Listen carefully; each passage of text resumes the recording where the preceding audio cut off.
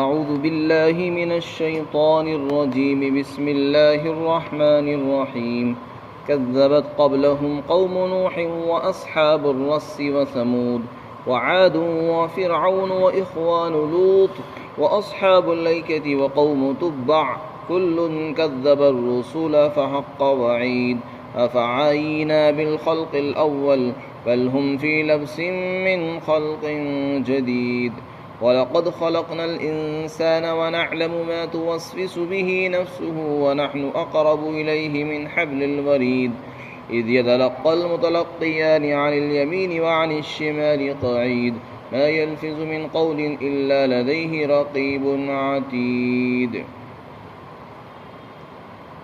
اور ان مکہ والوں سے پہلے نوح علیہ السلام کی قوم نے اور کنویں والوں نے اور قوم سمود نے، قوم عاد نے اور فرعون نے اور لوط علیہ السلام کے بھائیوں نے یعنی ان کی قوم نے اور جنگل کے لوگوں نے اور تبع کی قوم نے، ان سب نے رسولوں کو جھٹلایا اور ان کی تکذیب کی، تو پھر میرا عذاب ان پر ثابت ہو گیا۔ بھلا کیا ہم تھک گئے پہلی مرتبہ پیدا کرنے سے؟ ایسا نہیں، بلکہ یہ خود شک اور شبہے میں پڑے ہوئے ہیں نئے سرے سے یعنی اثر نو تخلیق کے متعلق۔ اور یقیناً ہم نے انسان کو پیدا کیا اور ہم جانتے ہیں ان خیالات کو جو اس کے جی میں آتے ہیں، اور ہم تو انسان کے اس کی شہرک سے رگے گردن سے بھی زیادہ قریب ہیں۔ جس وقت دو لینے والے اخذ کرنے والے فرشتے اس کے اعمال کو لیتے رہتے ہیں جو اس کے دائیں اور بائیں جانب بیٹھے ہوئے ہیں، وہ جو بات بھی کرتا ہے تو اس پر ایک نگراں موجود رہتا ہے۔ اس سے پہلے انکار کرنے والوں کا بیان آیا کہ وہ لوگ آخرت کا انکار کرتے ہیں، بعث بعد الموت، مرنے کے بعد دوبارہ زندہ ہونے کو محال اور ناممکن سمجھتے تھے۔ اللہ نے اپنی قدرت کو بیان کیا اور یہ بتایا کہ دیکھو، انسان دوبارہ زندہ ہونے کو اس لیے محال سمجھ رہا ہے کیونکہ اس نے اللہ کو اپنے اوپر، اللہ کی طاقت کو اپنی طاقت پر قیاس کیا ہے، اللہ کے علم کو اپنے علم پر قیاس کر کے وہ سوچ رہا ہے کہ جیسے مجھے معلومات نہیں ہے، میری معلومات بہت تھوڑی ہے، اسی طرح نعوذ باللہ اللہ کی بھی معلومات ہے۔ تو اللہ نے اس کا جواب دیا کہ ہم کائنات کا ذرہ ذرہ ہمارے علم میں ہے، تو ہم ہر چیز کو جانتے ہیں۔ زمین جو چیزیں، جو مردے کے، جو جسم کے جو حصے کھا جاتی ہے، جو ہڈیاں وہ کھا جاتی ہیں، ان کو بھی ہم جانتے ہیں، اور کون سا حصہ کہاں پڑا ہوا وہ بھی جانتے ہیں۔ صرف جانتے ہی نہیں، ہمارے پاس ایک کتاب ہے لوح محفوظ جو ہر چیز کو محفوظ رکھتی ہے، ریکارڈ کرتی ہے، ہر چیز کی حفاظت کرنے والی ہے۔ یہ بھی بیان فرمایا۔ تو جو لوگ قیامت کا انکار کر کے نبی کا انکار کرتے تھے، رسول کا انکار کر دیا کرتے تھے، ان لوگوں کو اللہ تعالیٰ نے جواب دیا اور رسول اللہ کو تسلی دی۔ در حقیقت قیامت کا انکار کر کے وہ نبی کا بھی انکار کر رہے تھے، کیونکہ وہ ان کو قیامت کا عقیدہ نبی کی زبان سے ہی ملا تھا، نبی کے واسطے سے ان کو یہ عقیدہ ملا۔ تو جب انہوں نے ان کے عقیدے کا انکار کر دیا تو نبی کی بات کا بھی انکار ہوا اور جھٹلا دیا گیا۔ تو اب رسول اللہ کو اس سے تکلیف ہوتی تھی، نبی کوئی بات بیان کریں اور ان کی بات کا انکار کر دیا جائے تو اس سے تکلیف اور رنج کا ہونا فطری چیز ہے۔ تو اس لیے اپنے حبیب حضرت محمد صلی اللہ علیہ وسلم کو تسلی بھی دی گئی اور ان کے سزا کا بھی انتظام کیا گیا۔ فرمایا، اے پیغمبر، انہوں نے اگر آپ کا انکار کیا ہے اور یہ آپ کی باتوں کو جھوٹا بتلا رہے ہیں، جھٹلانا چاہتے ہیں، تو آپ اس سے رنجیدہ نہ ہوں، کیونکہ آپ سے پہلے یعنی ان سے پہلے جو قومیں آ چکی ہیں، جیسے کہ نوح علیہ السلام کی قوم اور کنویں کے لوگ، سمود، عاد اور فرعون اور لوط علیہ السلام کی قوم اور جنگل کے لوگ اور تبع بادشاہ کی قوم، یہ سب وہ لوگ تھے جنہوں نے اپنے وقت کے پیغمبروں کو جھٹلایا، ان کے پیغام کا انکار کیا، تو اللہ نے ان پر عذاب فوری طور پر نازل فرمایا اور میرا عذاب ان پر لازم ہو گیا۔ تو جیسے میں نے ان سے پہلے لوگوں کو نہیں بخشا، بس ان کا بھی یہی انجام ہونے والا ہے، یا تو عذاب ان کو دنیا میں ہی آ پہنچے گا، ورنہ تو آخرت میں تو آنا یقینی ہے۔ تو اللہ تعالیٰ نے اس میں اپنے نبی کو تسلی بھی دی، اور جو لوگ سر اٹھا رہے ہیں ان کے عذاب کا بھی وعدہ فرمایا کہ دیکھو میرا عذاب اس سے پہلے بھی لوگوں پر آ چکا ہے اور ان پر بھی آئے گا۔ اس کے بعد دوبارہ سے بعث بعد الموت، یعنی مرنے کے بعد دوبارہ زندہ ہونے کے عقیدے کو اللہ بیان فرماتے ہیں، اور ان کی تردید فرماتے ہیں جو اس کے بارے میں شک اور شبہے میں پڑے ہوئے ہیں۔ در حقیقت جو لوگ اس عقیدے کو نہیں مانتے ان کی ایک وجہ یہ تھی کہ وہ اللہ کے علم کو کم سمجھتے تھے اور اللہ کی قدرت کو اپنی قدرت کی طرح سمجھ رہے تھے۔ تو اس کا جواب پیچھے آ چکا۔ ایک احتمال اس میں یہ بھی تھا کہ ہو سکتا ہے کسی کے پاس طاقت بھی ہو، علم بھی ہو، پتہ بھی ہو کہ کہاں کہاں انسان کی اجزاء، ہڈیاں کہاں کہاں پڑی ہوئی ہیں، لیکن بعض مرتبہ تکان ہو جاتی ہے۔ قدرت ہوتے ہوئے انسان یہ سوچتا ہے کہ چلو اب دل نہیں کر رہا کام کرنے کو، لہذا اب ہم نہیں کرتے۔ تو نعوذ باللہ اللہ کے متعلق انہوں نے یہ سوچا کہ اگر اللہ کو قدرت بھی حاصل ہے، علم بھی حاصل ہے، اسے معلومات بھی ہے، تو ہو سکتا ہے وہ تھک جائے، پہلی مرتبہ پیدا کر کے وہ تھک جائے اور دوبارہ پیدا نہ کر سکے۔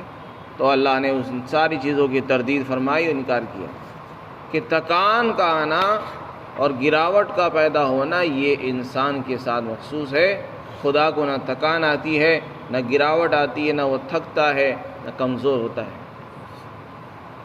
تو یہ تو مخلوق کے خاص سے ہیں، خالق کو تکان اور تھکاوٹ نہیں پیدا ہوتی۔ تو اللہ فرماتے کیا ہم پہلی مرتبہ پیدا کر کے ہم تھک گئے؟ ہم نہیں تھکے، بلکہ یہ لوگ خود اثر نو پیدا کرنے کے متعلق شک میں پڑے ہوئے ہیں۔ انہیں شک ہو رہا ہے کہ دوبارہ انسان کیسے زندہ ہوگا۔ ہم تو اپنی جگہ پر پہلے سے ہی زیادہ طاقتور ہیں۔ اس کے بعد اللہ تعالیٰ نے اپنے علم کی وسعت کو بیان فرمایا، اور یہ فرمایا کہ جو لوگ شک کر رہے ہیں مردے کے دوبارہ زندہ ہونے کے بارے میں، اللہ تعالیٰ اپنے علم کی وسعت کو بیان فرماتے ہیں کہ دیکھو میرا علم کتنا وسیع ہے۔ انسان تو اسی میں الجھا پڑا ہے کہ مرنے کے بعد اس کی ہڈیاں ریزہ ریزہ ہو گئی، اب وہ پتہ نہیں چلا کہاں چلی گئی، راکھ اڑا دی گئی، پانی میں بہا دیا گیا اس کو، تو اب اس کی راکھ کو، اس کی مٹی کو کیسے جمع کیا جائے گا؟ اللہ فرماتے ہیں یہ تو کوئی بھی مشکل چیز نہیں، یہ کوئی تعجب کی چیز نہیں ہے کہ کیسے ہوگا۔ ہم تو اس سے زیادہ تعجب کی چیزوں کو بھی جانتے ہیں۔ انسان کے دل میں، اس کے جی کے اندر ہر لمحے جو وسوسے آ رہے ہیں جا رہے ہیں، جو انسان کے دل میں امنگیں، خیالات، تمنائیں پیدا ہو رہی ہیں، ہمیں تو ان کی بھی ہر لمحہ خبر رہتی ہے۔ تو ہم تو اتنے اندر تک کی چیزوں کو جانتے ہیں، تم تو ذرات کی بات کر رہے ہو کہ انسان کے ذرے کا کیا ہوگا، مٹی میں مل گئے تو کیسے نکالے جائیں گے، کیسے زندہ ہوگا۔ یہ تو کوئی بھی چیز نہیں ہے۔ زیادہ تعجب کی چیز تو یہ تھی کہ انسان ہر وقت بیٹھا ہوا، دیکھنے میں لگ رہا ہے کہ کچھ نہیں کر رہا، لیکن وہ اندر سوچ رہا ہے، اس کے دل میں وسوسے آ رہے ہیں، کبھی گناہ کے خیالات آ رہے ہیں، کبھی نیکیوں کے خیالات آ رہے ہیں۔ تو برابر میں ایک انسان بیٹھا ہوا، ایک انسان دوسرے انسان کے خیالات کو نہیں سمجھ سکتا، لیکن خدا ان خیالات کو جانتا ہے۔ جو ذات انسان کے دل کے خیالات کو بھی جانتا ہو اور اس سے باخبر ہو، اس کے لیے ذرات کو جمع کرنا، انسان کے حصوں کو، ہڈیوں کو جمع کرنا کیا مشکل کام ہے۔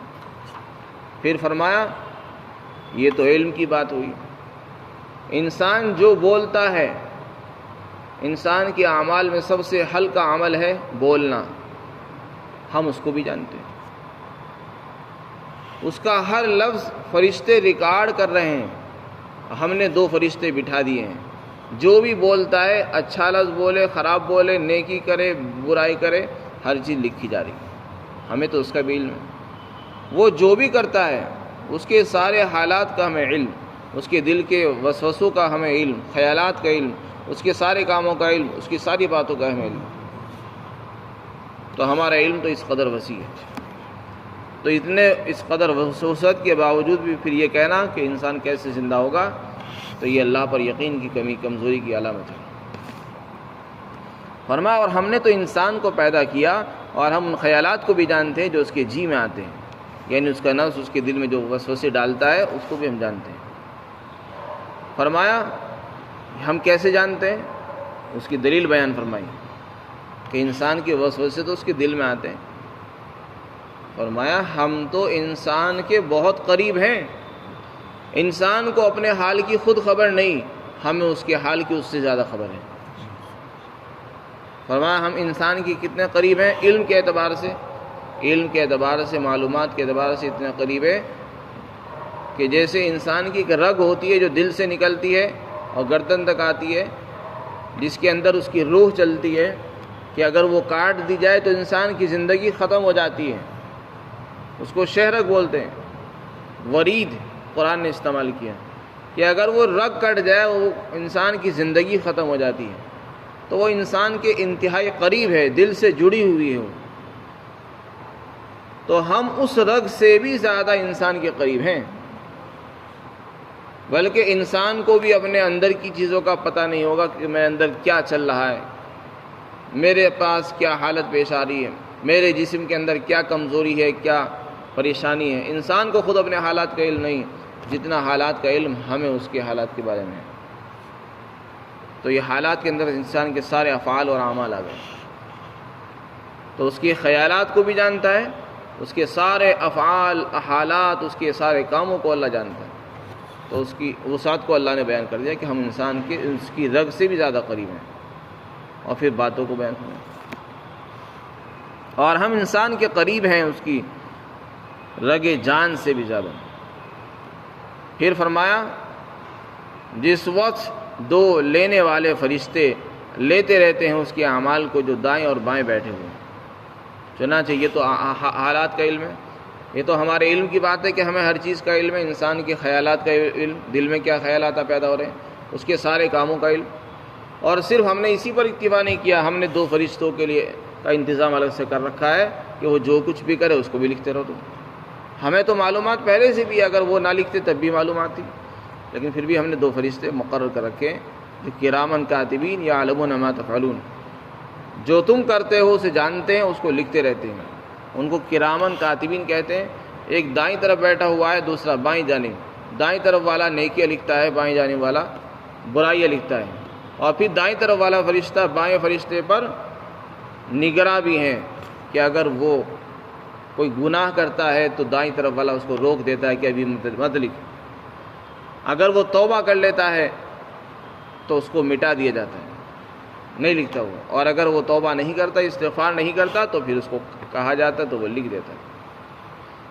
تو اس طریقے سے اللہ نے انتظام فرمایا، ما یلفظ من قول الا لدیہ، جو بات بھی انسان کرتا ہے تو اس بات کے اوپر ایک نگراں موجود رہتا ہے، چاہے وہ اچھی ہو یا بری ہو، چھوٹی ہو یا بڑی ہو، کسی بھی کے تعلق سے ہو، انسان جب منہ سے بولتا ہے وہ فرشتے اس کو ریکارڈ کرتے رہتے ہیں۔ اس لیے انسان کو اللہ سے زیادہ ڈرتے رہنا چاہیے کہ ہماری ہر بات، ہمارے ہر کام، ہمارے ہر حالات کو لکھا جا رہا ہے۔ بس وہ فرشتے اس کے ساتھ لگے رہتے ہیں۔ ہاں جب وہ سطر کھولتا ہے استنجے کے لیے یا بیت الخلاء میں جانے کے لیے، جماع اور ہم بستری کے لیے، تو وہ فرشتے جدا ہو جاتے ہیں، لیکن اسی کے ساتھ باقی حالات میں اسی کے ساتھ رہتے ہیں۔